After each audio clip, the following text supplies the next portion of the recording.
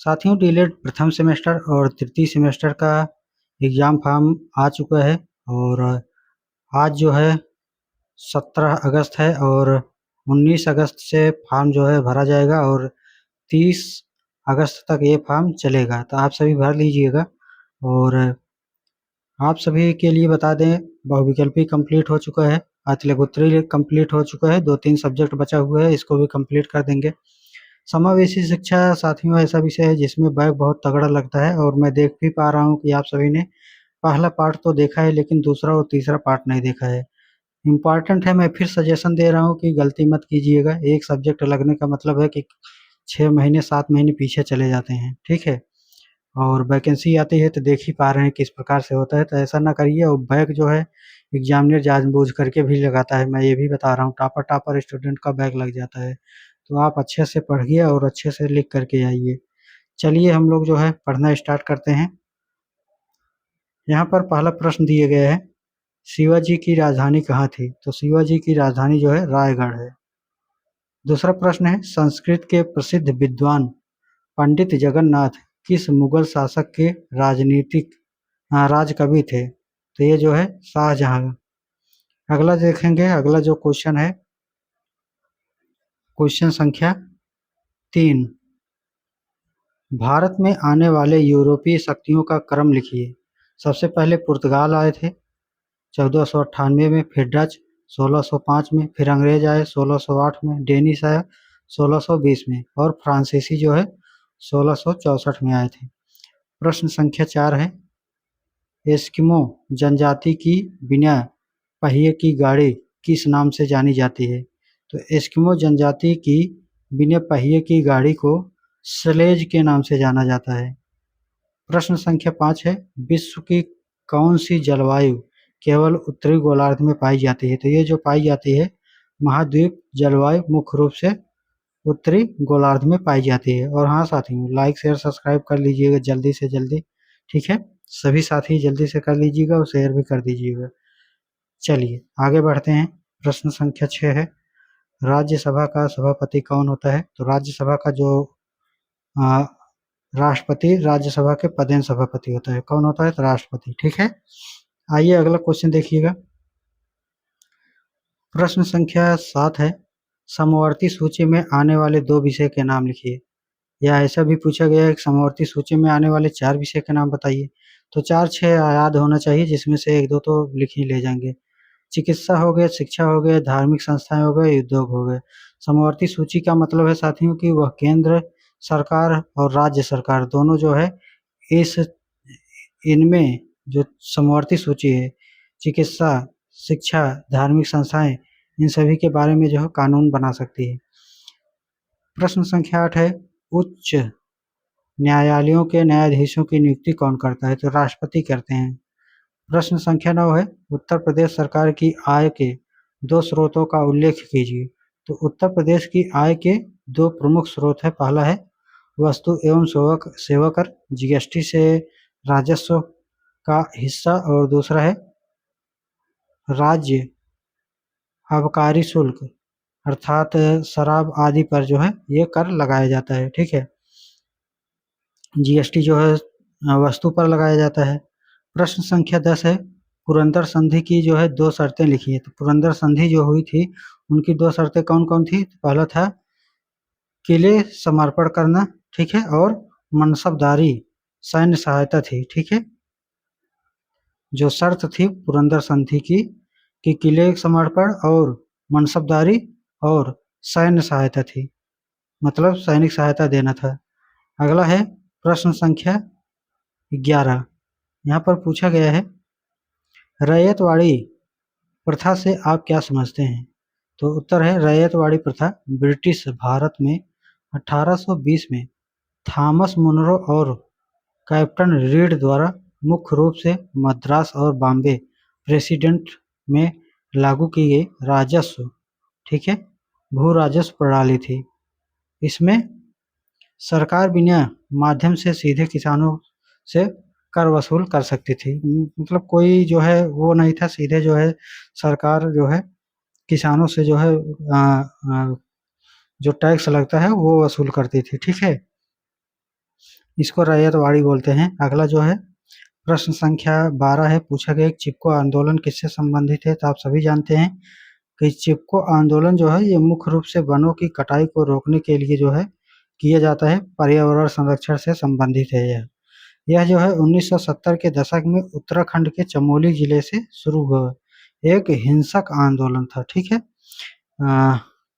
ठीक है, चिपको आंदोलन में पेड़ों पर जो है लोग पकड़ करके खड़े हो जाते थे जब पेड़ कटने लगता था, तो इससे जो है रोक लग जाती थी और पेड़ नहीं कटते थे। ठीक है। प्रश्न संख्या 13 देखिएगा, कुटीर उद्योग किसे कहते हैं।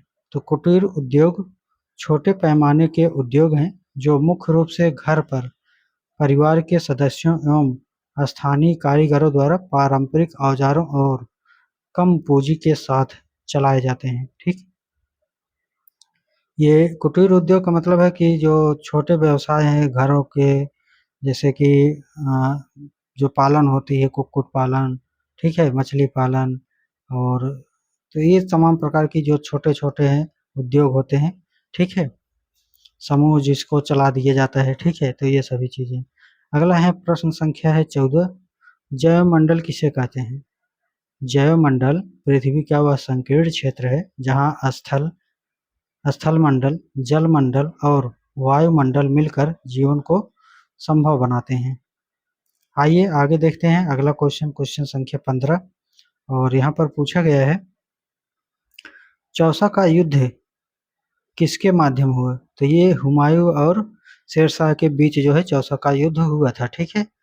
अगला क्वेश्चन देखिएगा, क्वेश्चन संख्या 16 है, मनसबदारी प्रथा का प्रचलन किस काल में तथा किसके द्वारा हुआ था। तो ये जो है मनसबदारी प्रथा का जो है प्रचलन मुगल काल से स्टार्ट हुआ था। ठीक है, मुगल काल में तथा अकबर द्वारा 1557 ईस्वी में किया गया था। कब किए गए? 1557 में। ठीक है। प्रश्न संख्या 17 है, शिवाजी द्वारा लगाए गए 2 करों के नाम लिखिए। तो 2 कर के नाम है, पहला है चौथ, दूसरा है सरदेश मुखी। प्रश्न संख्या 18 है, राज्य अपहरण नीति को लागू करने वाला गवर्नर जनरल कौन था। तो राज्य अपहरण नीति को लागू करने वाला गवर्नर जनरल लॉर्ड डलहौजी 1884 से 56 ईस्वी था। प्रश्न संख्या 19 है, भारत में आने वाली यूरोपीय शक्तियों का क्रम बताइए। तो ये क्वेश्चन हो चुका है ना, फिर भी देख लीजिएगा। पुर्तगाली, डच, अंग्रेज तथा फ्रांसीसी, ये क्वेश्चन आया भी हुआ था। ठीक है। प्रश्न संख्या 20 है, भारत की सबसे बड़ी बहुउद्देशीय नदी घाटी परियोजना का नाम लिखिए। तो भारत की जो सबसे बड़ी बहुउद्देशीय नदी घाटी परियोजना है वह भाखड़ा नागल नदी घाटी परियोजना, ये हिमाचल प्रदेश में है। प्रश्न संख्या 21 है, वन से प्राप्त होने वाले 2 अप्रत्यक्ष लाभ लिखिए। तो वायु प्रदूषण को कम करते हैं, दूसरा है भूमि कटाव तथा मरुस्थल प्रसार को रोकते हैं। प्रश्न संख्या 22 है, खानवा का युद्ध किस किस के बीच हुआ था। तो खानवा का जो युद्ध हुआ था वो बाबर और राणा सांगा के बीच हुआ था। प्रश्न संख्या 23 है, शिवाजी का राज्याभिषेक कहाँ हुआ था। तो यह हुआ था रायगढ़ में। प्रश्न संख्या 24 है, पूछा गया है 1857 ईस्वी की क्रांति किस मुगल शासक के समय हुई थी। तो बहादुर शाह जफर। ठीक है।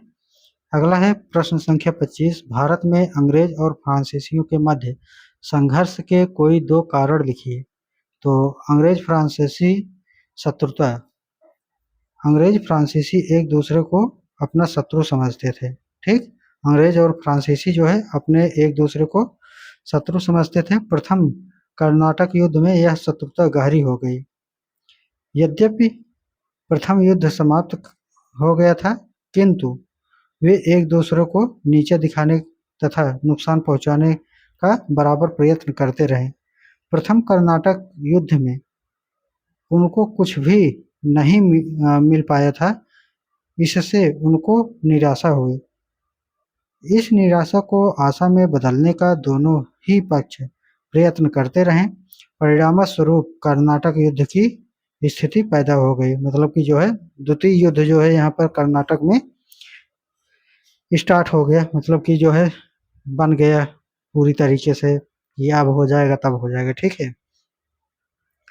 अगला है दूसरा इसमें उत्तराधिकार का संघर्ष जो है 1748 ईस्वी में दक्षिण के सूबेदार आसफ शाह निजा निजामुल मुल्क का देहांत हो गया और उत्तराधिकार के लिए संघर्ष छिड़ गया। निजाम का पुत्र नासिर जंग और देवता मुजफ्फर जंग दो मुख्य प्रतिद्वंदी थे। उन्हीं दिनों कर्नाटक के नवाब दोस्त अली का दामाद चादा साहब कर्नाटक की गद्दी को जिस पर उस समय अनबरुद्दीन का अधिकार था हस्तगत करना चाहता था। प्रश्न संख्या 26 देखिएगा। बंगाल में दोहरी शासन व्यवस्था किसने शुरू की? तो रॉबर्ट क्लाइव ने जो है शुरू की थी। प्रश्न संख्या 27 है। भारत में हरित क्रांति के जनक कौन थे? तो नोबेल पुरस्कार विजेता प्रोफेसर नॉर्मन बोरलॉग। ठीक है। प्रश्न संख्या 28 है। स्थल मार्ग के किन्हीं दो स्थानों के नाम बताइए? तो जल मार्ग, सड़क, ये दोनों हो जाएगा। प्रश्न संख्या 29 है। सौर ऊर्जा से क्या अभिप्राय है? तो सौर ऊर्जा वह ऊर्जा है जो सीधे सूर्य के द्वारा प्राप्त की जाती है। मतलब कि सूर्य की ऊर्जा को विद्युत ऊर्जा में बदलने को ही जो है सौर ऊर्जा कहते हैं। किसको? सूर्य की प्रकाश को ऊर्जा में बदलने को ही सौर ऊर्जा कहते हैं। ठीक है। जब सूर्य का प्रकाश सौर ऊर्जा पर पड़ता है तो विद्युत में परिवर्तन हो जाता है। प्रश्न संख्या 30 है। मजबूती के आधार पर लौह धातु के कितने प्रकार होते हैं? तो लौह धातु के जो है 4 प्रकार होते हैं। पहला है मैग्नेटाइट, दूसरा है हेमेटाइट, तीसरा लिमोनाइट, चौथा सिडेराइट। प्रश्न संख्या 31 देखिएगा। सहारा मरुस्थल किस महाद्वीप में स्थित है? तो अफ्रीका महाद्वीप हो जाएगा। प्रश्न संख्या 32 है। व्यापार के द्वारा वस्तुओं को दूसरे देश में बेचना क्या कहलाता है? तो निर्यात कहलाता है। ठीक है। जब दूसरे देश में बेचा जाता है तो निर्यात होता है। जब कोई दूसरे देश से अपने देश में आता है तो उसको आयात कहते हैं। प्रश्न संख्या 33 है। समवर्ती सूची के विषय पर कौन सी सरकार कानून बना सकती है? तो ये जो है केंद्र और राज्य दोनों बना सकती हैं। ठीक है। समवर्ती सूची पर। प्रश्न संख्या 34 है। पूछा गया है कि राज्यसभा के सदस्यों का कार्यकाल लिखिए। इसके 1/3 सदस्य कितने वर्ष बाद अवकाश ग्रहण करते हैं? तो राज्यसभा के सदस्यों का कार्यकाल 6 वर्ष का होता है। इसके 1/3 सदस्य 2 वर्ष बाद अवकाश ग्रहण करते हैं। प्रश्न संख्या 35 है। भारतीय संसद किससे मिलकर बनी है? तो भारतीय संसद जो है राष्ट्रपति, लोकसभा, राज्यसभा से मिलकर बनती है। प्रश्न संख्या 36 है। भारत में प्रथम पंचवर्षीय योजना कब प्रारंभ हुई थी? तो 8 दिसंबर 1951 से 1956 को। प्रश्न संख्या 37 देखिएगा साथियों। ठीक है। बाबर ने किस नाम से अपनी आत्मकथा लिखी? तो ये बाबरनामा के नाम से जो है आत्मकथा लिखी थी। प्रश्न संख्या 38। शेर शाह का मकबरा कहाँ स्थित है? तो सासाराम, बिहार में जो है ये स्थित है। ठीक है। शेर शाह का मकबरा कहाँ स्थित है? तो सासाराम, बिहार में। प्रश्न संख्या 39 देखिएगा। अकबर द्वारा बनाए गए 2 किलों के नाम बताइए? तो 2 किले जो थे वो है, एक अजमेर का किला, दूसरा है फतेहपुर सीकरी। अगला क्वेश्चन देखिएगा। क्वेश्चन संख्या 40 पूछा गया है। प्लासी का युद्ध किस किसके बीच लड़ा गया? ठीक है। तो प्लासी का जो है वो अंग्रेजों तथा सिराजुद्दौला के मध्य 1757 ईस्वी में लड़ा गया। प्रश्न संख्या 41 है। शाहजहां द्वारा बनवाए गए 2 प्रसिद्ध इमारतों के नाम बताइए? तो 2 इमारत के नाम थे ताजमहल, लाल किला, मोती मस्जिद। प्रश्न संख्या 42 है। पूछा गया द्वैध शासन व्यवस्था को किस गवर्नर ने प्राप्त किया था? तो ये जो है 1772 ईस्वी में वारेन हेस्टिंग ने। ठीक है। प्रश्न संख्या 43 पूछा गया टीपू सुल्तान क्यों पराजित हुआ? तो फ्रांसीसियों पर अत्यधिक निर्भरता के कारण। प्रश्न संख्या 44 है। लॉर्ड मैकाले कौन था? तो ये जो है अंग्रेजी शिक्षा का जन्मदाता था। ठीक है। Lord Macaulay. अगला है प्रश्न संख्या 45। पूछा गया है कि भारत में प्रथम रेल निर्माण कार्य कब कराया गया था? तो ये 1853 में प्रथम बार जो है रेल निर्माण का कार्य कराया गया था। अगला है प्रश्न संख्या 46। किस गवर्नर ने विलय नीति का अनुसरण किया था? तो ये लॉर्ड डलहौजी ने किया था। प्रश्न संख्या 47 है, संसद के अस्थायी सदन का नाम लिखिए। तो राज्यसभा जो है उत्तर हो जाएगा। प्रश्न संख्या 48 है, प्रदेश का उच्च न्यायालय कहाँ स्थित है? तो प्रयागराज में स्थित है। प्रश्न संख्या 49 है, निर्यात से क्या समझते हैं? तो दूसरे देशों को भेजे जाने वाले वस्तुओं एवं सेवाओं को निर्यात कहते हैं। प्रश्न संख्या 50 है, सबसे तेज चलने वाले यातायात के साधन का नाम लिखिए। हवाई जहाज हो जाएगा। अगला है प्रश्न संख्या 51 और पूछा गया है, डच महल कहाँ है? तो डच महल जो है ये केरल में है और इसका जो निर्माण कराया था वो पुर्तगालियों को द्वारा कराया गया था 1557 ईस्वी में। प्रश्न संख्या 52 है, पुराना किला कहाँ है? तो पुराना जो किला है वो दिल्ली में है। इसका निर्माण जो है शेरशाह सूरी ने 1550 से 1544 ईस्वी में किया था। प्रश्न संख्या 53 है, पूछा गया है अकबर का मकबरा कहाँ है? तो अकबर का मकबरा जो है उत्तर प्रदेश में है, ठीक है, सिकंदरा उत्तर प्रदेश में। और जो निर्माण कराया था वो जहांगीर 1613 में कराया था, ठीक है। आइए अगला क्वेश्चन लेते हैं साथियों। जहांगीर महल अकबर का किला कहाँ है? तो ये आगरा फोर्ट उत्तर प्रदेश, इलाहाबाद उत्तर प्रदेश निर्माण करता है अकबर, ठीक। प्रश्न संख्या 55 है, शीश महल, खास महल, दीवाने खास कहाँ है? तो यह सभी महल आगरा में है तथा इसका निर्माण शाहजहां ने किया था। अगला देखिएगा, अगला जो क्वेश्चन है 55 के बाद 56 पर आइए। यहाँ पर पूछा गया है, भारतीय संसद के दोनों सदनों की संयुक्त बैठक किस संबंध में आहूत होती है? तो ये साधारण विधेयक के संबंध में होती है। प्रश्न संख्या 57 है, भारत की जलवायु को क्या कहते हैं? तो उष्णकटिबंधीय मानसूनी जलवायु कहते हैं। प्रश्न संख्या 58 है, भारत में सिंचाई के साधन का संक्षिप्त विवरण दीजिए। तो कुआं व नलकूप, प्रतिशत सिंचाई भाग, तालाब, 3% सिंचित भाग, ठीक है, तालाब से होती है। और नहर से जो है 24% होती है, अन्य स्रोतों से 11%, ठीक। तो कुआं और नल से मान लीजिए 61% होती है, फिर तालाब से 3% होती है, 24% जो है नहर से होती है, टोटल जो है 100% हो गए, ठीक।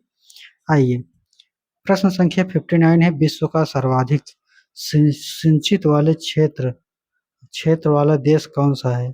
तो चीन है 21%, नोट, भारत 20.2% सिंचित क्षेत्र है, ठीक। प्रश्न संख्या 60 है, वर्तमान समय में सिंचाई के प्रमुख साधन बताइए। तो कुआं हो गया, नहर हो गया, नलकूप हो गया, सिंचाई के प्रमुख साधन हो गए, ठीक है। चलिए अगला देखिएगा, अगला है प्रश्न संख्या 61, फ्रांसीसी ईस्ट इंडिया कंपनी की स्थापना किस वर्ष हुई थी? तो ईस्ट इंडिया कंपनी 1664 ईस्वी में एक सहकारी कंपनी थी। इस पर व्यापारी का नियंत्रण न होकर के राजा का पूर्ण नियंत्रण था। फ्रांसीसियों का मुख्य उद्देश्य भारत में व्यापार कर पूंजी एकत्र कर मेडागास्कर में उपनिवेश स्थापित करना था। प्रश्न संख्या 62 है, असीरगढ़ का युद्ध कब हुआ था? तो असीरगढ़ का युद्ध 1601 ईस्वी में अकबर द्वारा लड़ा गया अंतिम युद्ध था। प्रश्न संख्या 63 है, प्लासी का युद्ध कब और किसके बीच हुआ था? तो ये जो है प्लासी का युद्ध जो है 1757 ईस्वी में हुआ था। लॉर्ड क्लाइव ने जो है सिराजुद्दौला को पराजित किया था, ठीक है। प्रश्न संख्या 64 देखिएगा, बक्सर का युद्ध कब और किसके बीच हुआ था? तो ये जो बक्सर का युद्ध हुआ था ये हुआ था 1764 ईस्वी में। अंग्रेज ने मीर कासिम, सिराजुद्दौला एवं अहमद शाह की संयुक्त सेनाओं को पराजित कर दिया था, ठीक है। प्रश्न संख्या 65, वांडीवास का युद्ध कब और किसके बीच हुआ था? तो 1760 ईस्वी में दक्षिण भारत में हुए इस युद्ध में अंग्रेजों ने फ्रांसीसियों को पराजित कर दिया। अगला है प्रश्न संख्या 66, मुगल काल की किन्हीं 4 साहित्य कृतियों का उल्लेख कीजिए। तो कृतियां हैं, रचनाकार हैं, अकबरनामा, अबुल फजल जो है रचनाकार हैं, रामचरितमानस के तुलसीदास ने रचना की है। हुमायूंनामा गुलबदन बेगम ने की है। गंगा लहरी पंडित जगन्नाथ ने की है। आइए आगे बढ़ते हैं। क्वेश्चन संख्या 67 है, बीबी का मकबरा नामक स्थान एवं राज्य कहाँ है तथा इसके निर्माणकर्ता कौन है? यह मकबरा औरंगाबाद महाराष्ट्र में है तथा इसका निर्माणकर्ता औरंगजेब 1679 ईस्वी में था। आइए आगे बढ़ते हैं और 68 लेते हैं। प्रश्न संख्या 68 है, पूछा गया है,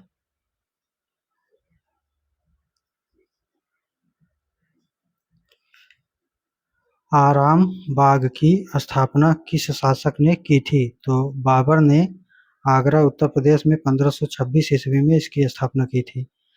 प्रश्न संख्या 69 है, शालीमार बाग की स्थापना किसने की थी? तो शालीमार बाग की स्थापना श्रीनगर में जहांगीर ने की थी। प्रश्न संख्या 70 है, शेर शाह का मकबरा कहाँ है? तो शेर शाह का मकबरा सासाराम बिहार में है। ठीक है, शेर शाह के पुत्र 1539-45 ईस्वी में इन्होंने जो है निर्माण कराया था सासाराम। आइए, शेर शाह का मकबरा कराया था। आइए आगे देखते हैं और प्रश्न संख्या 71 है, पूछा गया कि भारत में पक्की सड़कों का राज्य कौन है? भारत में पक्की सड़कों वाला राज्य जो है महाराष्ट्र है। प्रश्न संख्या 72 है, पूछा गया भारत में सबसे बड़ा तथा सबसे छोटा राष्ट्रीय राजमार्ग का नाम बताइए। तो सबसे बड़ा जो है राष्ट्रीय राजमार्ग NH7 है। ठीक है, NH7 जिसको बोलते हैं, और सबसे छोटा जो है राजमार्ग 47A है। चलिए अगला क्वेश्चन पर बढ़ते हैं साथियों, और अगला जो क्वेश्चन है पूछा गया है, भारत के प्रमुख निर्यात कौन कौन से हैं? तो सूती वस्त्र है, चाय है, जूट है। प्रश्न संख्या 74, भारत का सर्वाधिक व्यापार किस देश के साथ है? तो भारत का जो सर्वाधिक व्यापार हुआ संयुक्त राज्य अमेरिका के साथ है ये। प्रश्न संख्या 75, WTO का पूरा नाम बताइए। तो वर्ल्ड ट्रेड ऑर्गेनाइजेशन अर्थात विश्व व्यापार संगठन जो है उत्तर हो जाएगा। प्रश्न संख्या 76 है, कंगारुओं का देश किसे कहा जाता है? तो कंगारुओं का देश जो है ऑस्ट्रेलिया को कहते हैं। प्रश्न संख्या 77 है, विश्व प्रसिद्ध पिरामिड कहाँ है? तो विश्व प्रसिद्ध पिरामिड मिस्र में है। अगला क्वेश्चन है क्वेश्चन संख्या 78,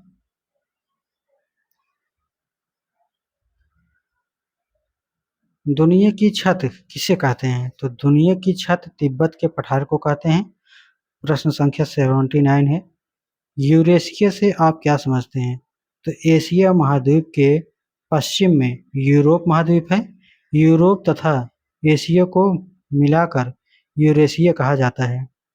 अगला है प्रश्न संख्या 80, और यहाँ पर पूछा गया है, विश्व की सबसे ऊंची चोटी कौन सी है? तो सबसे ऊंची चोटी माउंट एवरेस्ट है, जो कि 8,848 मीटर है। प्रश्न संख्या 81 है, भारत के कुल क्षेत्रफल के कितने भाग पर कृषि की जाती है? तो ये जो है 51% भाग पर जो है कृषि की जाती है।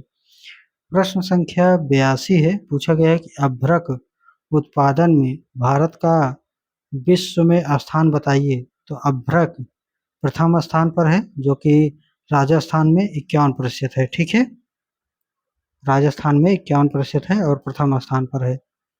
अगला देखिएगा, प्रश्न संख्या 83 पूछा गया है कि भारत में तांबा उत्पादक में प्रथम 3 राज्य कौन है? तो भारत में प्रथम जो है 3 राज्य हैं, मध्य प्रदेश, राजस्थान तथा झारखंड। आइए आगे बढ़ते हैं, 84 देखते हैं। चलिए, प्रश्न संख्या 84 यहाँ पर दिए गए हैं। ठीक है, जस्ता उत्पादन में प्रथम राज्य कौन है? तो राजस्थान है। ठीक है, वीडियो को लाइक शेयर सब्सक्राइब कर दीजिएगा साथियों। आइए, ताकि जो है नोटिफिकेशन मिलता रहे, एग्जाम तक सब्सक्राइब जरूर करके रखिएगा, सभी लोग जल्दी से कर लीजिए। ठीक है, प्रश्न संख्या 85 देखिएगा, कोयला उत्पादन में भारत के प्रथम 3 राज्य क्रमशः बताइए। झारखंड, छत्तीसगढ़, उड़ीसा। प्रश्न संख्या 86 है, सबसे प्रथम श्रेणी का कोयला किसे माना जाता है? एंथ्रेसाइट को जो है प्रथम श्रेणी का कोयला माना जाता है। इसमें जो है धुआं नहीं निकलता है, ठीक है। प्रश्न संख्या 87 है, भारत में बॉक्साइट का उत्पादन सबसे अधिक करने वाला राज्य बताइए। तो ये जो है उड़ीसा है। प्रश्न संख्या 88 है, स्वर्ण उत्पादन में प्रथम स्थान कौन सा है राज्य का? तो स्वर्ण उत्पादन में जो पहला राज्य है वो कर्नाटक है, 98% है। आइए अगला देखिएगा 89 में, पेट्रोलियम उत्पादन करने वाले क्षेत्र कौन कौन से हैं? तो असम है, ठीक है। असम में कौन सा है? डिगबोई सुरमा घाटी। गुजरात में है खंभात अलंकेश्वर। महाराष्ट्र में है मुंबई हाई। आगे बढ़ेंगे तो क्वेश्चन संख्या 90 बताइएगा आप सभी। क्वेश्चन संख्या 90, ठीक है।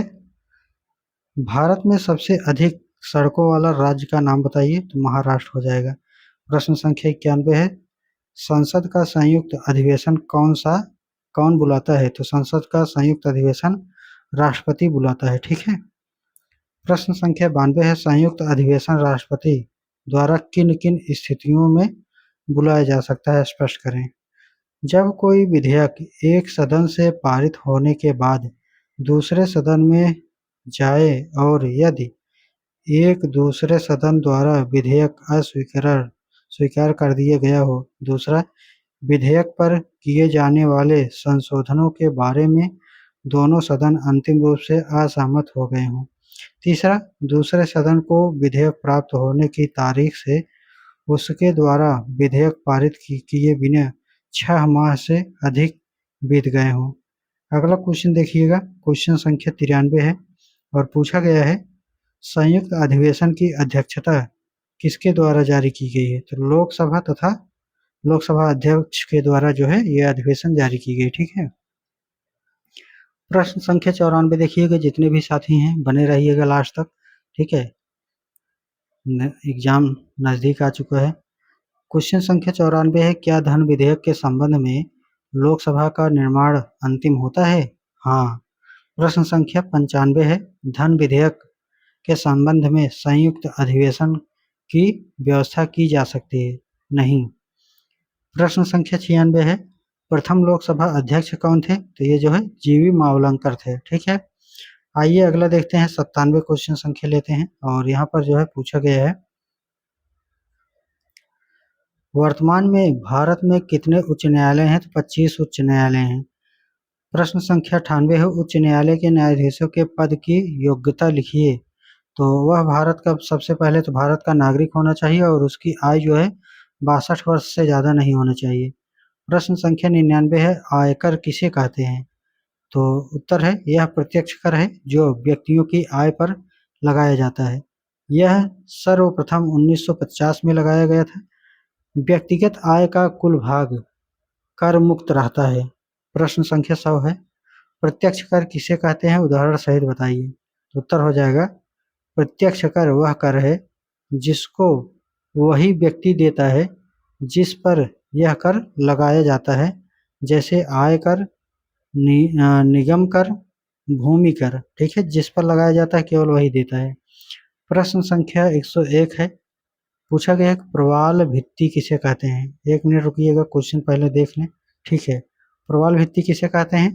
तो छिछले समुद्र में बहुत छोटा जीव मूंगा अर्थात प्रवाल पाया जाता है। इसके मरने पर शरीर के अंश एक के ऊपर एक जमा होते रहते हैं और ये समुद्र तट के निकट दीवार सी, ठीक है, बना देते हैं। इसे प्रवाल भित्ति कहते हैं। इसका संबंध प्रशांत महासागर से है। प्रश्न संख्या 102 है, विश्व की सबसे बड़ी प्रवाल भित्ति किस महासागर में स्थित है? तो विश्व की जो सबसे बड़ी प्रवाल भित्ति है वो प्रशांत महासागर में स्थित है। प्रश्न संख्या 103 है, मरे व डार्लिंग नदियां कहाँ बनती हैं? तो मरे व डार्लिंग नदियां ऑस्ट्रेलिया में बनती हैं। प्रश्न संख्या 104 देखिएगा, मेडागास्कर के पठार के बारे में आप क्या जानते हैं? तो मेडागास्कर द्वीप अफ्रीका के दक्षिण पूर्व हिंद महासागर में स्थित है।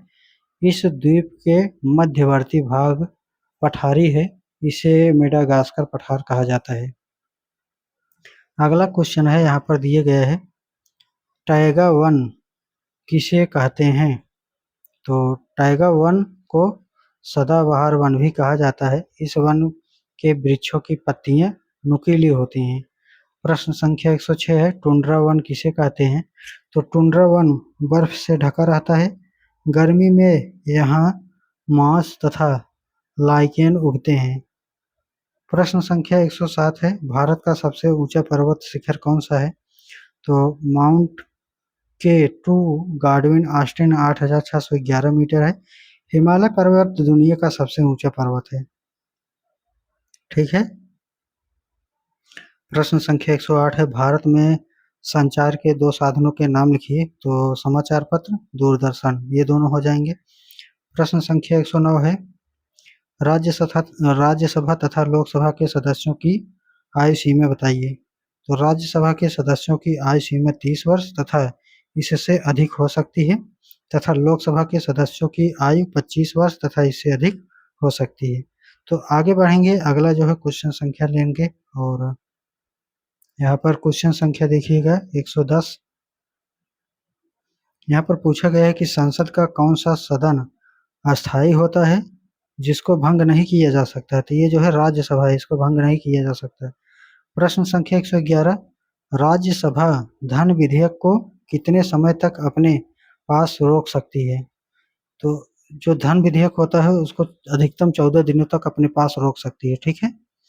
अगला है प्रश्न संख्या 112, त्रिशंकु लोकसभा से आप क्या समझते हैं? तो उत्तर हो जाएगा, यदि सामान्य निर्वाचन में किसी भी दल को सरकार बनाने के लिए स्पष्ट बहुमत नहीं प्राप्त होता है तो इसे त्रिशंकु लोकसभा कहा जाता है।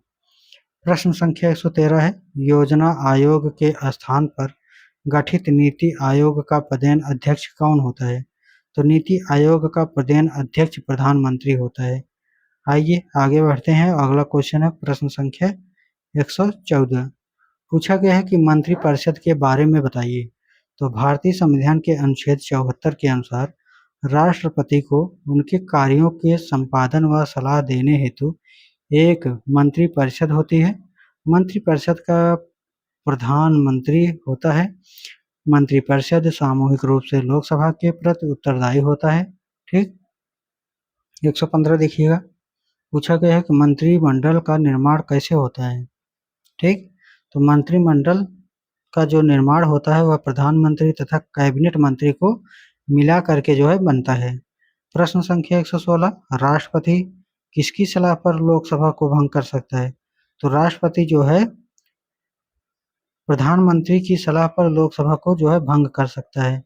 प्रश्न संख्या 117 है, मंत्रिपरिषद का सदस्य बनने की शर्तें बताइए। तो मंत्रिपरिषद का जो सदस्य बनने की योग्यता है वह संवैधानिक दृष्टि से यह आवश्यक है कि वह व्यक्ति संसद के किसी सदन का सदस्य होना चाहिए। यदि व्यक्ति मंत्री बनते समय सदस्य नहीं हो तो उसे 6 माह के अंदर संसद का सदस्य बनना अनिवार्य है, नहीं तो उसे अपना पद छोड़ना होगा। अगला जो है क्वेश्चन संख्या 118 है, पूछा गया है कि राज्यसभा के सदस्यों का कार्यकाल कितने वर्ष का होता है? तो राज्यसभा के सदस्यों का कार्यकाल जो है ये 6 वर्ष का होता है। अगला क्वेश्चन है, लोकसभा के सदस्यों का कार्यकाल कितना होता है? तो लोकसभा के सदस्यों का कार्यकाल जो है 5 वर्ष का होता है। अगला, मंत्रिपरिषद संसद के किस सदन के प्रति उत्तरदायी होता है? तो मंत्रिपरिषद संसद के सदन लोकसभा के प्रति उत्तरदायी होते हैं। किसके प्रति? लोकसभा के प्रति। प्रश्न संख्या 121 है, अप्रत्यक्ष कर किसे कहते हैं? उदाहरण सहित बताइए। तो वह कर जिसका भार दूसरे व्यक्ति पर टाला जा सकता है। उदाहरण, सीमा शुल्क, व्यापार कर, उत्पादन कर, मनोरंजन कर। प्रश्न संख्या 122 है, आयकर किसके द्वारा लगाया जाता है? आयकर केंद्र सरकार के द्वारा जो है लगाया जाता है। अगला है क्वेश्चन संख्या 136। पूछा गया है कि राष्ट्रपति राज्यसभा में कितने सदस्यों को मनोनीत कर सकता है? तो ये जो है भारत का राष्ट्रपति राज्यसभा के लिए 12 सदस्यों को मनोनीत कर सकता है। अगला है क्वेश्चन संख्या 137, लोकसभा की सदस्यता के लिए उम्मीदवार की आयु कितनी होनी चाहिए? तो ये जो है 25 वर्ष होनी चाहिए। क्षेत्रीय ग्रामीण बैंक की स्थापना कब हुई थी? तो क्षेत्रीय ग्रामीण बैंक की स्थापना 26 सितंबर 1975 को हुई थी। ठीक है, कब हुई थी? 26 सितंबर 1975 को हुई थी। भारत का उच्चतम न्यायालय कहाँ है? तो जो भारत का उच्चतम न्यायालय है कहाँ है? तो ये जो है भारत का उच्च न्यायालय जो है 1958 में तिलक मार्ग नई दिल्ली में स्थित था, जो कि अब जो है वर्तमान में उसको हटा करके जो है मतलब स्थानांतरित होने के बाद जो है पुराने संसद भवन में था। ठीक है, इससे पहले पुराने भवन संसद में था। अगला जो है क्वेश्चन संख्या 140। ठीक है, तो 140 देखिए कि निर्यात से क्या अभिप्राय है? निर्यात और आयात दोनों ध्यान दीजिएगा। ठीक है, आयात का मतलब होता है कि दूसरे देश से कोई सामान आ रहा है और निर्यात का मतलब अपने देश से सामान बाहर जा रहा है। ठीक, चलिए अगला क्वेश्चन है, राजस्व से आप क्या समझते हैं? ठीक है, तो किसी कंपनी को माल या सेवा की बिक्री से मिलने वाले कुल आय को जो है राजस्व कहते हैं। नाबार्ड से क्या अभिप्राय है? तो राष्ट्रीय कृषि और ग्रामीण विकास बैंक, इसका उद्देश्य ग्रामीण क्षेत्रों में कृषि को बढ़ावा देना है। अगला है, संसद के 3 अंग कौन कौन से हैं? तो लोकसभा है, राज्यसभा है, राष्ट्रपति हैं। प्रश्न संख्या 144 पूछा गया है, अकबर ने किस धर्म की स्थापना की थी? तो दीन ए इलाही की स्थापना की थी। अगला है, वन से प्राप्त होने वाले 2 अप्रत्यक्ष लाभ लिखिए। तो वन से जो प्राप्त होते हैं, CO2 जो है, वन वायुमंडल में CO2 की सांद्रता को नहीं बढ़ने देते। दूसरा है, वन बादलों को अपनी ओर आकृष्ट करके जल वृष्टि कराने में सहायक होते हैं। मतलब कि अगर पेड़ पौधे रहेंगे तो वन जो है उससे जो है बारिश जो है अच्छी तरीके से सही मात्रा में होती है। ठीक है, अगला जो है क्वेश्चन संख्या है, जनहित याचिका क्या है? तो जनहित याचिका भारतीय कानून में सार्वजनिक हित की रक्षा के लिए मुकदमे का प्रावधान है। ठीक है, जो मुकदमा चलता है पर्सनल के लिए नहीं, वो सामूहिक के लिए होता है, कोई भी कर सकता है। अगर सामूहिक में है तो जो है जनहित याचिका डाल दी जाती है और वो सभी के लिए होती है। ठीक है, प्रश्न संख्या 147 है, संसार के सबसे छोटे महाद्वीप का नाम बताइए। तो ऑस्ट्रेलिया सागर का सबसे छोटा महाद्वीप है। प्रश्न संख्या 148 है, नीति आयोग का प्रधान अध्यक्ष कौन होता है? तो प्रधानमंत्री होता है। टाइगा प्रदेश में किस प्रकार के वन पाए जाते हैं? तो कोड़धारी जो है वन पाए जाते हैं। अगला जो है क्वेश्चन संख्या 150 है, पूछा गया है कि कर की 2 विशेषताएं बताइए। तो कर की जो 2 विशेषताएं हैं, पहला है किसी विशेष सेवा के लिए जाने वाला शुल्क जो है कर कहलाता है, और दूसरा है करों से प्राप्त आय जनता के हित में खर्च की जाती है। ठीक है, ये 2 विशेषता है। अगला है 151, पूछा गया है ई बैंकिंग का क्या अर्थ है? ई का मतलब होता है इलेक्ट्रॉनिक और बैंकिंग का मतलब है बैंक। ठीक है, तो ई बैंकिंग मतलब इलेक्ट्रॉनिक बैंकिंग से अभिप्राय ऐसे बैंक से है, ठीक है, ऐसे बैंकिंग व्यवसाय से है जो इलेक्ट्रॉनिक पद्धति के माध्यम से कार्य करते हैं। ठीक है, अगला है प्रश्न संख्या 152, भूमि विकास बैंक की स्थापना कब हुई थी? तो ये 1968 में हुई थी। सहारा मरुस्थल किस महाद्वीप में स्थित है? तो सहारा मरुस्थल अफ्रीका के उत्तरी भाग में अटलांटिक महासागर से लाल महासागर तक 15,600 किलोमीटर की लंबाई तक, सूडान के उत्तर तथा एटलस पर्वत के दक्षिण तक 1,300 किलोमीटर की चौड़ाई में फैला हुआ है। ठीक, अगला जो क्वेश्चन है क्वेश्चन संख्या 154। ठीक है, वन संरक्षण क्या है? तो वन संरक्षण वानिकी की एक शाखा है जो जंगल के संरक्षण या सुधार से संबंधित है। प्रश्न संख्या 155 है, सुरा और सुंदरियों का देश कौन है? तो फ्रांस है, ठीक है। लोहा कितने प्रकार का होता है? तो लोहा जो है कच्चा लोहा होता है, ढलुआ लोहा होता है, इस्पात होता है, गाढ़ा लोहा होता है और गांठदार कच्चा लोहा होता है, ठीक है। अगला है, भारत के प्रथम उपराष्ट्रपति कौन है? तो सरदार वल्लभ अ, भारत के जो प्रथम उपराष्ट्रपति हैं, उपराष्ट्रपति पूछा जा रहा है ना, तो डॉक्टर सर्वपल्ली राधाकृष्णन थे, ठीक है। प्रश्न संख्या 158 है, पूछा गया है उत्तर प्रदेश के उच्च न्यायालय की खंडपीठ कहाँ स्थित है? तो ये लखनऊ में स्थित है। प्रश्न संख्या 159, आइए देखते हैं। राष्ट्रपति के निर्वाचक मंडल में मतदाता कौन होते हैं? तो संसद के दोनों सदनों के निर्वाचित सदस्य। दूसरा है राज्यों के विधानसभाओं के निर्वाचित सदस्य। प्रश्न संख्या 160 है, उत्तर प्रदेश में जनपदों की संख्या बताइए। तो 75 है। प्रश्न संख्या 161 है, न्यायालय के प्रकार बताइए। तो जनपद स्तरीय न्यायालय, उच्च न्यायालय, उच्चतम न्यायालय, ठीक है। तो उपराष्ट्रपति के विषय में आप क्या जानते हैं? तो उत्तर है उपराष्ट्रपति कार्यकाल 5 वर्ष का होता है। संविधान के अनुच्छेद 6 के अनुसार भारत का एक उपराष्ट्रपति होगा। संविधान के उपराष्ट्रपति से संबंधित प्रावधान अमेरिका के संविधान से ग्रहण किए गए हैं।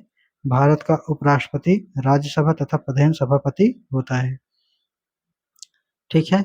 एक बार आप इसको जो है समझ लीजिएगा। इसके बाद अगर आपके पास सीरीज है तो एक बार पढ़ लीजिएगा, अगर नहीं है तो दोबारा फिर एक बार देख लीजिएगा। कम से कम 2 बार तो देखना ही है आपको, ठीक, तभी समझ में आएगा अगर पहली बार देख रहे हैं तो। आइए अगला जो है 163 दिए गए हैं, प्रश्न संख्या।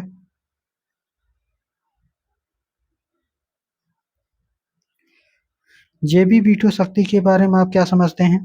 तो राष्ट्रपति किसी विधेयक पर अनुमति देने अथवा न देने का निर्णय लेने का के अभाव होने के कारण राष्ट्रपति जेबी वीटो का प्रयोग कर सकता है। मतलब कि जेबी वीटो जो है साथियों, और राष्ट्रपति जो है, कोई अगर विधेयक आती है, कोई कानून आता है तो उस पर अगर वो एक्शन लेना चाहते हैं तो लेंगे, नहीं लेना है तो नहीं करेंगे, नहीं लेंगे, छोड़ देंगे, उसी पर पड़ा रहेगा। आप सोचते रहिए कब आएगा, अब आएगा, आएगा ही नहीं, ठीक है। तो उसी को कहते हैं वीटो पावर, ठीक है, जेबी वीटो। और आगे है अनुच्छेद 111, केवल यह कहता है कि यदि राष्ट्रपति विधेयक लौटाना चाहता है तो विधेयक को उसे प्रस्तुत किए जाने के बाद शीघ्र लौटा देगा। उदाहरण है जेबी वीटो शक्ति का प्रयोग। उदाहरण 1986 में संसद में पारित भारतीय डाकघर संशोधन विधेयक, जिस पर तत्कालीन राष्ट्रपति ज्ञानी जयलोसन ने कोई निर्णय नहीं लिया था। प्रश्न संख्या 164 है, उच्चतम न्यायालय के कोई 4 कार्य बताइए।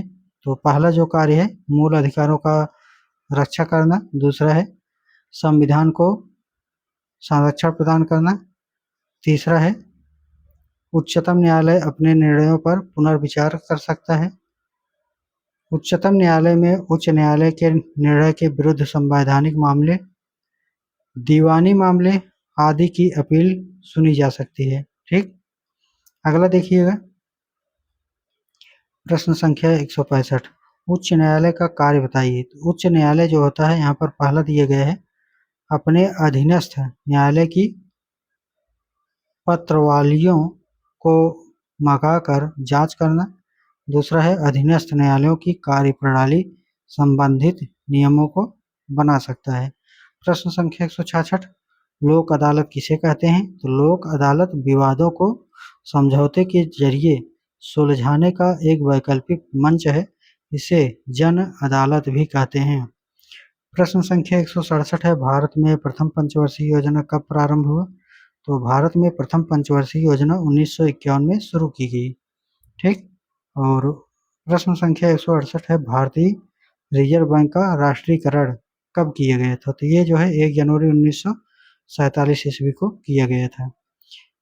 आइए अगला जो क्वेश्चन है 169 है, पूछा गया है कि भारतीय रिजर्व बैंक के प्रमुख कार्य बताइए। तो पहला है कि यह सरकार की ओर से पत्र मुद्रा का निर्गमन करता है। दूसरा है यह विनिमय दर में स्थिरता बनाए रखता है। तीसरा है मुद्रा एवं साख पर नियंत्रण रखता है। अगला है यह बैंकों का बैंक है, इसीलिए अंतिम ऋणदाता के रूप में कार्य करता है। ठीक है, मतलब कि सभी बैंकों को यही जो है पैसा उपलब्ध कराता है, भारतीय रिजर्व बैंक।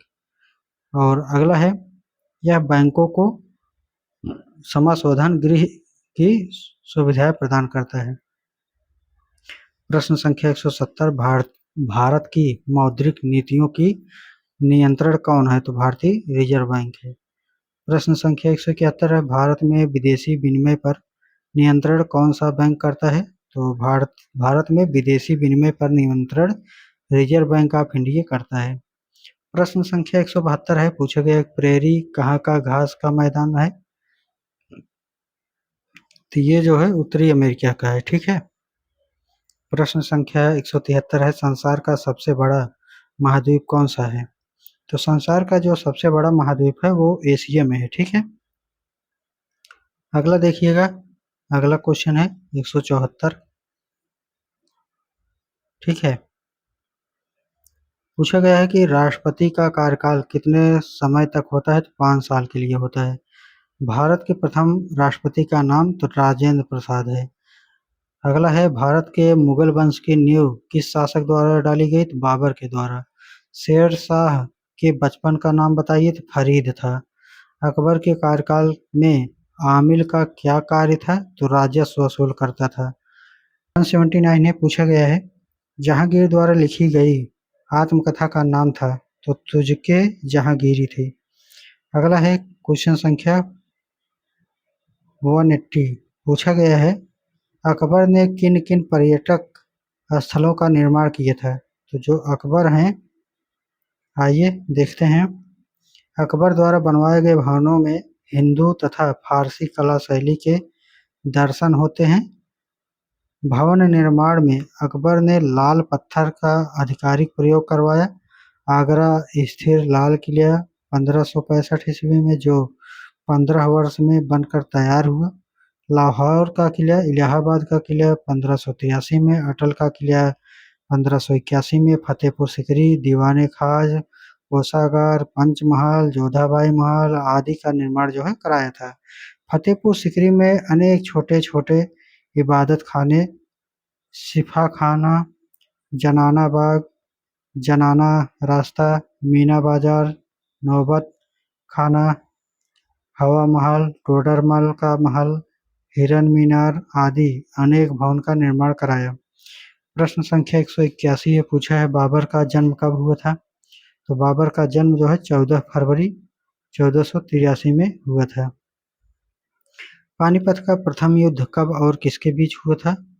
तो 21 अप्रैल 1526 को इब्राहिम लोदी एवं बाबर के बीच हुआ था। ठीक है, जिससे बाबर विजयी हुआ।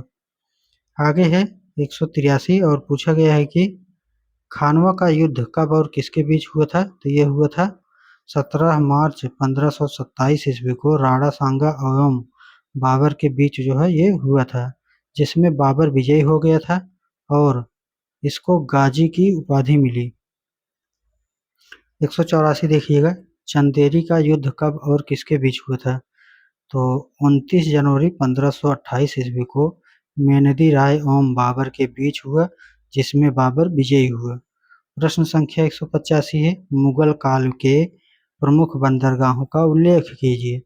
तो लाहौर, सूरत, खंभात एवं कालीकट मुगल काल के प्रमुख बंदरगाह थे। अगला क्वेश्चन है मुगल कालीन 2 अति प्रसिद्ध इमारतों के नाम लिखिए। तो ताजमहल और लाल किला जो है बहुत ही ज्यादा प्रसिद्ध है। ठीक है।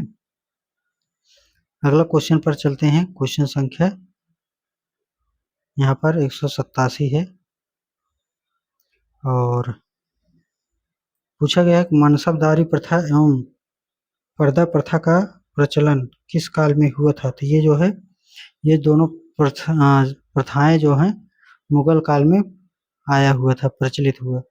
अकबर का जन्म कहाँ हुआ था? तो अकबर का जन्म 15 अक्टूबर 1542 ईस्वी को हमीदा बानो बेगम के गर्भ से अमरकोटा के राजा राणा बीरसाल के महल में हुआ था।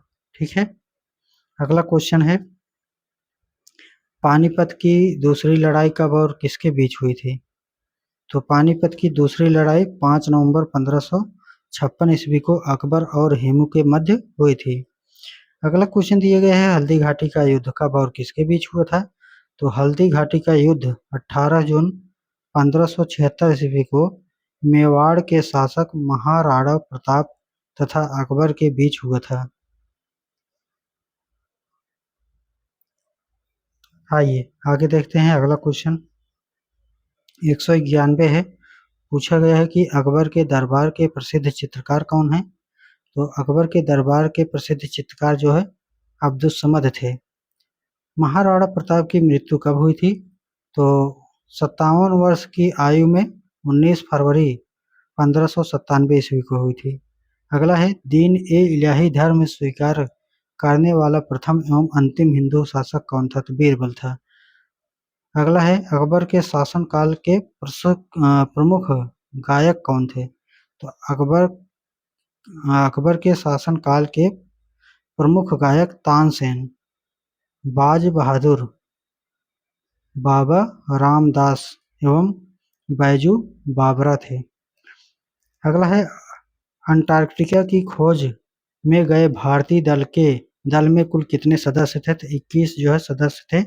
21 सदस्य जो है मिल करके अटलांटिक की खोज करने गए थे। अगला जो क्वेश्चन है 196, पूछा गया है कि भारत की तीनों सेनाओं का प्रधान कौन होता है?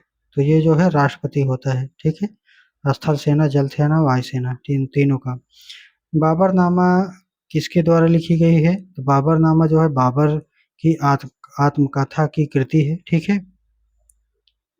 अगला है, अबूलियत किसे कहा जाता है? तो किसानों द्वारा अपनी भूमि एवं उस पर देय लगान का विवरण सरकार को लिखित रूप में देने को कबूलियत कहा जाता है।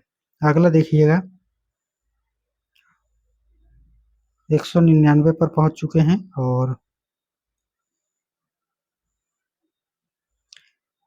पूछा गया है कि भारत में फ्रांसीसियों की असफलता के 2 कारण लिखिए। तो पहला था कि कंपनी की आर्थिक स्थिति अच्छी नहीं थी। दूसरा है, उनके कर्मचारी कंपनी के कार्यों में अधिक रुचि नहीं लेते थे। दूसरा है, अगला जो क्वेश्चन है पूछा गया कि हुमायूं और शेर शाह के बीच कौन से युद्ध हुए थे? तो हुमायूं और शेर शाह के बीच निम्न युद्ध हुए। पहला 1539 ईस्वी में चौसा का युद्ध। दूसरा है 1540 ईस्वी में कन्नौज का युद्ध। ठीक है। प्रश्न संख्या 201 है, परमाणु ऊर्जा के महत्वपूर्ण स्रोत कौन कौन से हैं? तो यूरेनियम है, थोरियम है, रेडियम है। ठीक है। ये सभी खनिज विखंडन है। प्रश्न संख्या 202 है, घाघरा का युद्ध कब और किसके बीच हुआ था? तो 6 मई 1529 ईस्वी को अफगानों एवं बाबर के बीच हुआ था। इसमें बाबर विजयी हुआ था। अगला है प्रश्न संख्या 203, पूछा गया है कि बाबर की पुत्री कौन थी तथा बाबर का उत्तराधिकारी कौन कौन हुआ? तो बाबर की पुत्री गुलबदन बेगम थी तथा बाबर की जो उत्तराधिकारी थे वो हुमायूं था। ठीक है। अगला जो क्वेश्चन है पूछा गया है कि औरंगजेब का जन्म कब हुआ था? तो औरंगजेब के पिता का नाम शाहजहां तथा माता का नाम मुमताज था। उसका जन्म 3 नवंबर 1618 ईस्वी को उज्जैन के निकट दोहन नामक स्थान पर हुआ था। प्रश्न संख्या 205 है, दीवान ए खाज तथा दीवान ए आम किस शासक द्वारा बनवाए गए थे? तो शाहजहां के द्वारा। निम्नलिखित में से धात्विक पदार्थ को छांटिए। तो धात्विक पदार्थ में लोहा है, तांबा है, सोना है। ठीक है। अगला है, भारतवर्ष में सबसे अधिक सोना किस स्थान पर पाया जाता है? तो भारत में जो सबसे अधिक सोना पाया जाता है कर्नाटक में कोलार की खान में पाया जाता है। बॉक्साइट का एक उपयोग बताइए। तो हवाई जहाज का निर्माण में बॉक्साइट का उपयोग किया जाता है। अगला जो क्वेश्चन है पूछा गया है, किस पंचवर्षीय योजना का मुख्य उद्देश्य समावेशी विकास था? तो 12वीं पंचवर्षीय योजना। 2012 से 17 के मुख्य उद्देश्य जो था समावेशी विकास था। ठीक है। 210 अणु शक्ति ऊर्जा संरक्षण केंद्र की स्थापना कब की गई? तो 1962 में ये की गई थी। शीतोष्ण प्रदेश में पाए जाने वाले दो पशुओं के नाम बताइए। तो जंगली घोड़े और जंगली भैंस, ये दोनों जो है शीतोष्ण प्रदेश में पाए जाते हैं। ठीक है, मतलब कि वहाँ ठंडी भी होती है तगड़ा। ठीक है। हुमायूं की असफलता के दो कारण बताइए। तो हुमायूं की जो दो सफलता थे, हुमायूं की भले, ये थोड़ा सा कटा है, हुमायूं के सगे संबंधी। ठीक है। सफलता।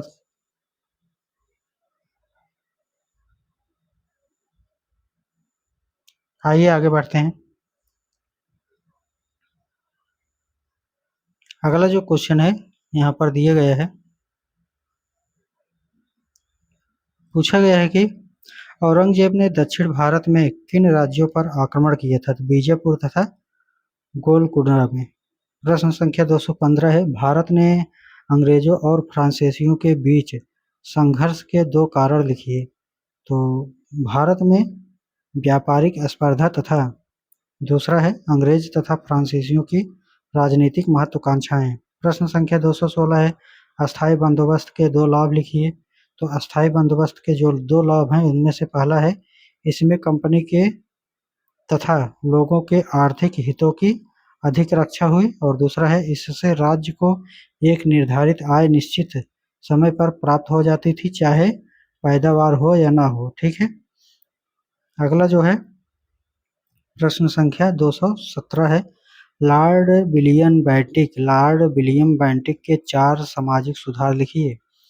तो लॉर्ड विलियम बेंटिक के चार सामाजिक सुधार, पहला है सती प्रथा का अंत, दूसरा है ठगी प्रथा को समाप्त करना, तीसरा है प्रेस के प्रति उदार दृष्टिकोण, चौथा है बल हत्या तथा मानव बलि का निषेध। ठीक है। अगला है 218, देखिएगा, रेगुलेटिंग एक्ट के दो दोष लिखिए।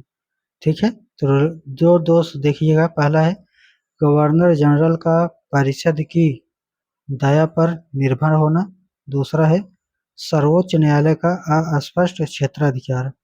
अगला जो क्वेश्चन दिए गए हैं, लॉर्ड क्लाइव के दो उपलब्धियां लिखिए। ठीक है। तो दो उपलब्धियां, आर्काट की विजय तथा ईस्ट इंडिया कंपनी की शक्ति बनाना। अगला जो है 220 है, पूछा गया है कि संसद के तीन अंग कौन कौन से हैं? दोनों सदनों के नाम लिखिए। तो तीन सदन में राष्ट्रपति, लोकसभा तथा राज्यसभा होते हैं, और ये जो है क्वेश्चन रिपीट हुआ है। ठीक है। 200 ये वाला क्वेश्चन रिपीट हुआ है। अगला है धात्विक पदार्थ के दो उदाहरण लिखिए। तो लोहा, तांबा, टीन, जस्ता, शीशा, चांदी, सोना, ये सभी जो है पदार्थ हैं, धात्विक पदार्थ। अगला है टुंड्रा प्रदेश में चलने वाली बर्फीले हवाओं को क्या कहा जाता है? तो ध्रुवी से आने वाली ठंडी हवाएं उर्गा तथा ब्लिजार्ड कहलाती हैं। अगला है स्थल मार्ग किसे कहते हैं? तो जमीन पर बने रास्ते स्थल मार्ग कहलाते हैं। ठीक है। अगला जो क्वेश्चन दिया गया है, पूछा गया है कि मरुस्थलीय प्रदेश किसे कहते हैं? तो मरुस्थलीय या रेगिस्तान ऐसे भौगोलिक क्षेत्र को कहा जाता है जहां जलपात अर्थात वर्षा तथा हिमपात का योग अन्य क्षेत्रों की अपेक्षा काफी कम होता है। तो अगला देखिएगा, प्रश्न संख्या 225। ठीक,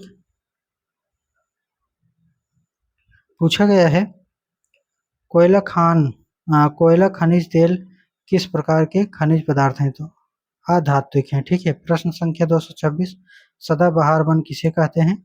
तो उष्णकटिबंधीय सदाबहार वन ऐसे हैं जो भूमध्य रेखा के दक्षिण या उत्तर में लगभग 28 डिग्री के भीतर पाए जाते हैं। ये एशिया, ऑस्ट्रेलिया, अफ्रीका, दक्षिण अमेरिका, मध्य अमेरिका और प्रशांत महाद्वीपों में पाए जाते हैं।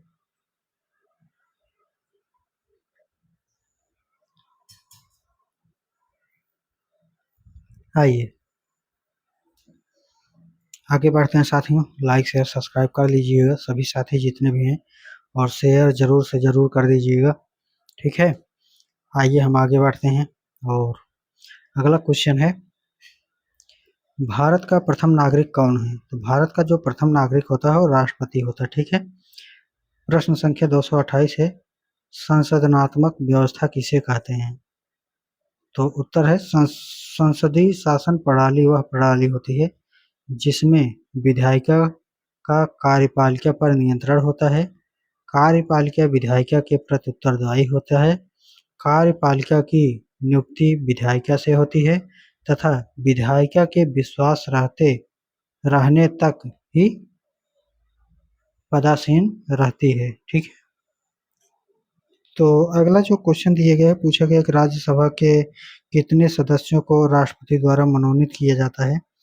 तो उत्तर हो जाएगा 12 सदस्यों को जो है राष्ट्रपति मनोनीत करते हैं, ठीक है। अगला है, बाबर के पुत्रों के नाम लिखिए। तो हुमायूं हो जाएगा, कामरान मिर्जा, हिंदल मिर्जा, अस्करी मिर्जा। प्रश्न संख्या 231 देखिएगा सभी साथी, विश्व में अधिकतर मछली क्षेत्र किस प्रकार के कटिबंध में मिलते हैं? तो विश्व का सर्वाधिक मछली पकड़ने वाला क्षेत्र कौन सा है? तो विश्व में अधिक मछली क्षेत्र उत्तरी गोलार्ध के शीतोष्ण कटिबंध में पाए जाते हैं। उत्तरी पश्चिमी प्रशांत महासागरीय द्वीप विश्व का सबसे बड़ा मत्स्य ग्रहण क्षेत्र है। प्रश्न संख्या 232 है, शक्ति के संसाधन से आप क्या समझते हैं? तो मानव की आर्थिक गतिविधियों के संचालन में जिस संसाधनों से शक्ति की आपूर्ति होती है उन्हें शक्ति संसाधन कहते हैं। कोयला, पेट्रोलियम, प्राकृतिक गैस, परमाणु खनिज शक्ति के महत्वपूर्ण संसाधन हैं।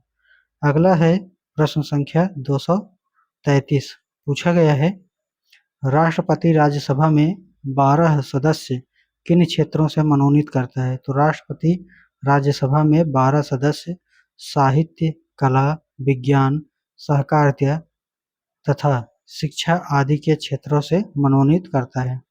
प्रश्न संख्या 234 है, भारत के प्रथम तथा वर्तमान प्रधानमंत्री का नाम बताइए।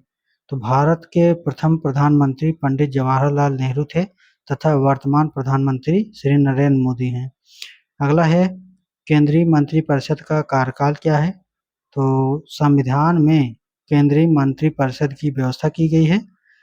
मंत्रिपरिषद में 3 प्रकार के मंत्री होते हैं। इसमें मंत्रियों का कार्यकाल निश्चित नहीं किया जाता है, ठीक है, नहीं किए गए हैं। वे तब तक अपने पद पर कार्य करते हैं जब तक उन्हें संसद का विश्वास प्राप्त है। लोकसभा का कार्यकाल 5 वर्ष है, अतः मंत्री भी अधिक से अधिक 5 वर्ष तक अपने पद पर रह सकते हैं। अगला है, राजस्व का अर्थ बताइए। तो उत्तर है, राजस्व संस्कृत भाषा के 2 अक्षर राजन धन स्व से संयुक्त होकर के बना है, जिसका अर्थ होता है राजा का धन, ठीक है। अतः सरकारी आय व्यय एवं उससे संबंधित क्रियाओं का अध्ययन राजस्व कहलाता है। अगला क्वेश्चन है, डेबिट कार्ड तथा क्रेडिट कार्ड में अंतर बताइए, ठीक है। डेबिट कार्ड में पैसा आपका खुद होता है बैंकों में, उससे आप एटीएम के द्वारा निकाल सकते हैं। क्रेडिट कार्ड में पैसा अपना नहीं होता है, सरकार का होता है, उससे एटीएम से पैसा निकाल सकते हैं लेकिन बाद में ब्याज के साथ भरना पड़ता है, ठीक है। तो उत्तर हो जाएगा, डेबिट कार्ड बैंकों से ग्राहक को उसी बैंक में जमा राशि के बदले जारी किया जाता है। इसके द्वारा ग्राहक सामान सेवा विक्रेता तुरंत भुगतान कर सकता है, जबकि क्रेडिट कार्ड उन ग्राहक को बैंकों द्वारा जारी किया जाता है जिसकी शाखा बैंक की दृष्टि से बेहद अच्छी है। इसके लिए बैंक खाते में रुपया होना आवश्यक नहीं है, ठीक है। अगला है, प्रधानमंत्री के 2 कार्य लिखिए। तो पहला कार्य है, वह मंत्रिपरिषद का नेता है और सभी विभागों के संबंध में जानकारी प्राप्त करने का उसे अधिकार है। दूसरा है, वह विभिन्न विभागों के मतभेद को सुलझाता है। अगला है प्रधानमंत्री मंत्रिपरिषद के निर्णयों की सूचना राष्ट्रपति को देते हैं।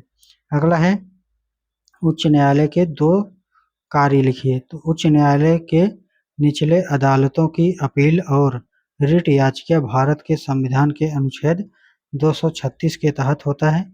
रिट याचिका उच्च न्यायालय का मूल विविध क्षेत्र भी है। अगला जो क्वेश्चन है पूछा गया है 240 पूछा गया है कि सुनामी का क्या अभिप्राय है। ठीक है, सभी लोग साथियों वीडियो को लाइक शेयर सब्सक्राइब कर लीजिएगा, चैनल को सब्सक्राइब कर लीजिएगा। ठीक है, और जितने भी वीडियो हमने बना करके डाल दिया है बहुविकल्पीय अत लघुत्तरी सभी को सही से कंप्लीट कर लीजिएगा। और इसके बाद हम जो है इसके पहले वाला जो है लघुत्तरी वीडियो डाल दूंगा, तो आप उसको देख लीजिएगा, कंप्लीट हो जाएगा सब कुछ। ठीक है, बाकी और भी वीडियो मैं हो सकता है लेकर के आऊँ, लेकिन लेकर के आऊँगा तभी जब सीटेट कंप्लीट हो जाएगा पेपर, उसके बाद। तब तक टाइम रहेगा, आप इसको रिवीजन करते रहिएगा। ठीक है, चलिए। और हाँ, हिंदी का अगर आपके पास अति लघुत्तरी है तो मेरे पास व्हाट्सअप कर दीजिएगा, नंबर दे रहा हूँ 73 47 82 74 73। ठीक है, आप व्हाट्सअप कर लीजिएगा इस पर इमेज का फोटो लेकर के। ठीक है, हिंदी विषय का, क्योंकि मेरे पास है नहीं और आएगा नहीं तो करा नहीं पाएंगे। ठीक है, अगला देखिएगा 240 का उत्तर है कि सुनामी का क्या अभिप्राय है। तो सुनामी लहरें समुद्र तटों पर भीषण तरीके से हमला करती हैं और जान माल की बुरी तरह नुकसान कर सकती हैं। ठीक है, इसकी भविष्यवाणी करना मुश्किल है, जिस तरह भूकंप के बारे में भविष्यवाणी नहीं की जा सकती है। ठीक है, 241 देखिए भारत की सीमाओं पर स्थित पड़ोसी देश का नाम लिखिए। तो भारत पर जो स्थित देश हैं नेपाल है, चीन है, भूटान है, बांग्लादेश है, म्यांमार है, पाकिस्तान है। ठीक है, तो मिलते हैं नेक्स्ट वीडियो में। एक सब्जेक्ट और है जिसका नाम है अभी कंप्यूटर। कंप्यूटर बचा है और हिंदी बची है, गणित बचा है। ठीक है, 3 विषय अभी और बचा है जिसमें हिंदी मेरे पास नहीं है, आप भेज देंगे तो करा दूंगा। ठीक है, बाकी जो है दोनों को क्लियर करता हूँ जल्दी से। ठीक है, मिलते हैं नेक्स्ट वीडियो में।